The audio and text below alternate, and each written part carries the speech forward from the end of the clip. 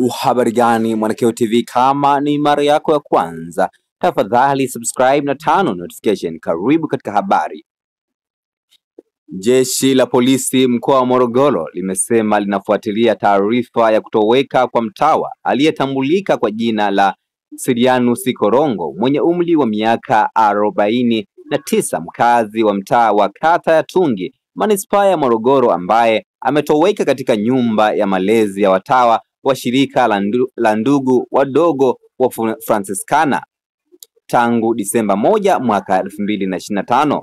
Taarifa ya kamanda wa polisi mkoa wa Morogoro CACP Alexi Mkama aliyeitoa Disemba 3 mwaka 2025 ameeleza kuwa jeshi hilo limepokea taarifa za kutoweka kwa mtawa huyo, akieleza kwamba mara ya mwisho alitoka kwa ajili ya kwenda kununua vifaa vya ujenzi na hakurejea.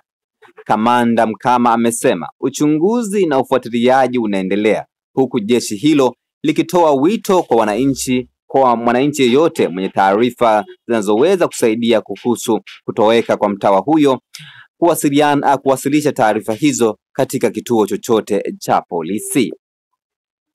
Una maoni gani Mwanakeo TV? Kama ni mara yako ya kwanza kuungana nami katika taarifa au habari, tafadhali subscribe na tano notification, lakini pia unaweza ukashusha maoni yako katika sehemu ya comment section, hapo nitakuja kuyapitia. Jina langu ni Dwakeo TV. Tukutane wakati ujao katika masuala mbalimbali ya habari.